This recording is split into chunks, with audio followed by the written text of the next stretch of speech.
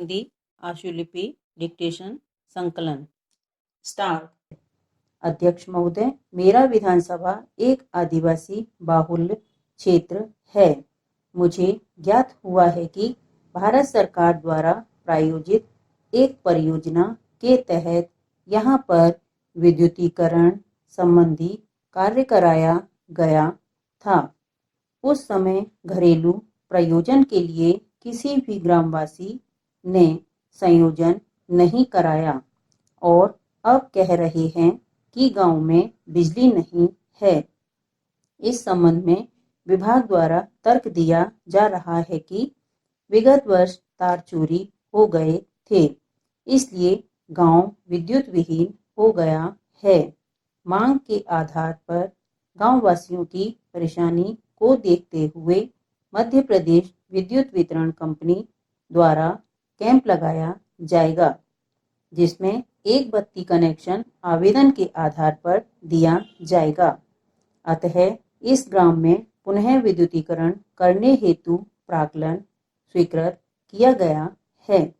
निश्चित समय सीमा में विद्युत प्रदाय करने के संबंध में आदेश जारी किए गए हैं। कार्य शीघ्र पूर्ण कराए जाने के प्रयास किए जा रहे हैं। अतः यह कहना सही नहीं है कि ग्रामवासियों में किसी प्रकार के आक्रोश जैसी स्थिति निर्मित हो रही है। घर चाहे जितना भी छोटा हो, किंतु जब तक उसके आसपास के घर भी समान आकार के होंगे, तब तक छोटे घर की आर्थिक सामाजिक इच्छाएं महत्वाकांक्षाएं पूर्ण हो सकती हैं। परंतु जैसे ही छोटे घर के पास एक बड़ी हवेली बन जाती है, तो छोटा घर अपने मालिक की समाज में कम मांग और सीमित अधिकारों के बारे में स्थिति स्पष्ट करता है। लेकिन परिवर्तन और विकास प्रक्रिया के अनुसार वह छोटा घर बड़े घर में परिवर्तित हो जाता है, किंतु हवेली महल बन जाती है। इस परिस्थिति में जब जाहिर हो जाता है कि तब छोटे घर की उन्नति का कोई अस्तित्व नहीं रह जाएगा और छोटे घर का मालिक स्वयं को उपेक्षित, संकुचित, असंतुष्ट और तुच्छ महसूस करेगा। हमारे अर्थशास्त्री मार्क्स इसी स्थिति के असंतुलन को दूर करना चाहते थे, किंतु उन्हें भी यह स्वीकार करना पड़ा था कि श्रम और पूंजी के हित एक हैं, किंतु अधिकार भिन्न भिन्न हैं।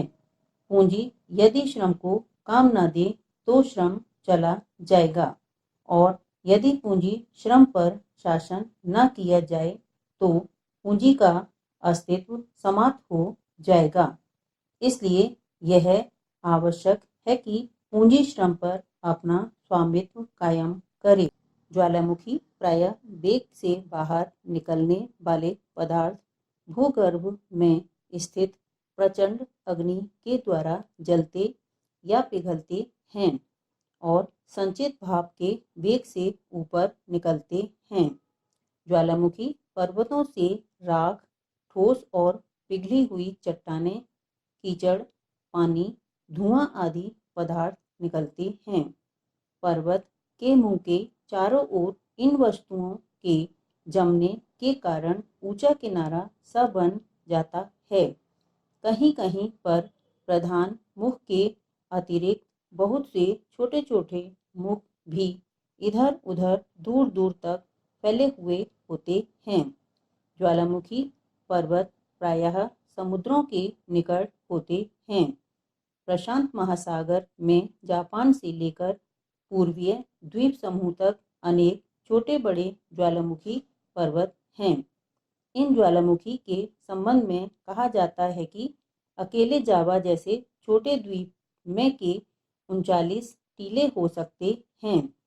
सन 1983 यानी कि 18 साल पहले तक टोआ टापू में ज्वालामुखी का जैसा भयंकर विस्फोट हुआ था। वैसा विस्फोट कभी नहीं देखा गया था। टापू के आसपास प्रायः 40,000 आदमी समुद्र की घोर हलचल से डूबकर मर गए थे। मानवाधिकारों के उल्लंघन की समस्या व्यक्तिगत रूप से हल की जा सकती है, किंतु संपूर्ण रूप से नहीं, क्योंकि किसी भी स्थिति, बिंदु, विषय और वस्तु का संज्ञात्मक बोध हो जाने पर हम उस स्थिति से, बिंदु से, विषय से और वस्तु से मुक्त हो जाते हैं। जैसे ही हमें परतंत्रता का बोध होता है, हम परतंत्रता से मुक्त होकर स्वतंत्र हो जाते हैं। अमरत्व का बोध होते ही हम जान लेते हैं कि मृत्यु सिर्फ एक स्थिति है, अंत नहीं, और जिसका अंत नहीं हो अमर है।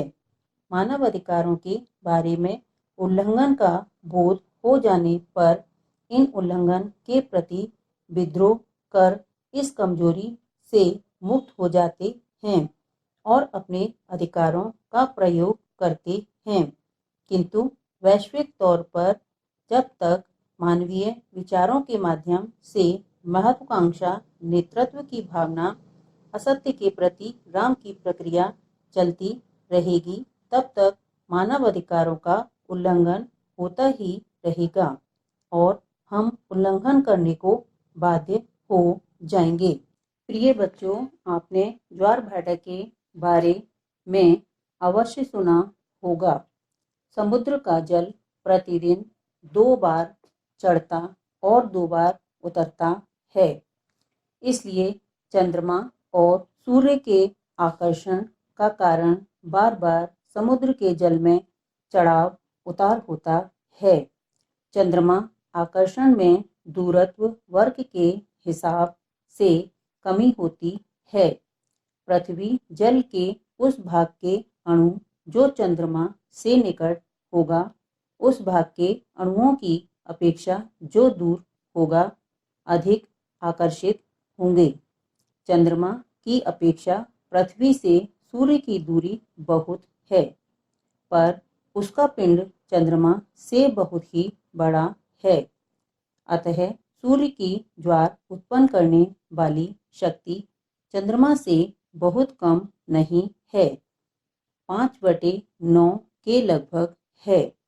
सूर्य की यह शक्ति चंद्रमा कभी कभी चंद्रमा की शक्ति के प्रतिकूल होती है, पर अमावस्या और पूर्णिमा के दिन दोनों की शक्तियां परस्पर अनुकूल कार्य करती हैं, अर्थात जिस अंश में एक ज्वार उत्पन्न करेगी, उसी अंश में दूसरी भी ज्वार उत्पन्न करेगी। इसी प्रकार जिस अंश में एक भाटा उत्पन्न करेगी, दूसरी भी उसी में भाटा उत्पन्न करेगी। यही कारण है कि अमावस्या और पूर्णिमा को और दिनों की अपेक्षा ज्वार अधिक ऊंची उठती हैं। सप्तमी और अष्टमी के दिन चंद्रमा और सूर्य की आकर्षण शक्तियां प्रतिकूल रूप से कार्य करती हैं। अतः इन दोनों तिथियों को ज्वार सबसे कम उठती हैं। यहाँ पर बिजली के तार टूटने, चोरी होने की घटनाएं बहुत होती हैं, परंतु आज दिनांक तक इन घटनाओं को रोकने की व्यवस्था दुरुस्त नहीं की गई है। इस संबंध में जनप्रतिनिधियों द्वारा सुचारू विद्युत व्यवस्था दुरुस्त करने के लिए अवगत कराया था, किंतु विभाग द्वारा ध्यान नहीं दिया जा रहा है और न ही समुचित कार्यवाही की जा रही है। इस अव्यवस्था के कारण अनुसूचित जाति, अनुसूचित जनजाति के लोग अंधेरे में रहने के लिए विवश और मजबूर हो रहे हैं। अब ग्रामवासी विद्युत के अभाव में सिंचाई, पढ़ाई, पानी जैसी मूलभूत सुविधाओं से वंचित हो रहे हैं। बिजली के अभाव में उसका विकास पूर्ण रूप से बाधित हो रहा है, जबकि वास्तविक रूप से अनुसूचित जाति अनुसूचित जनजाति का विकास करना केंद्र और राज्य सरकार की प्राथमिकता होना चाहिए। ऊर्जा विभाग के प्रशासन को अपने कर्तव्य के प्रति सजग रहना चाहिए।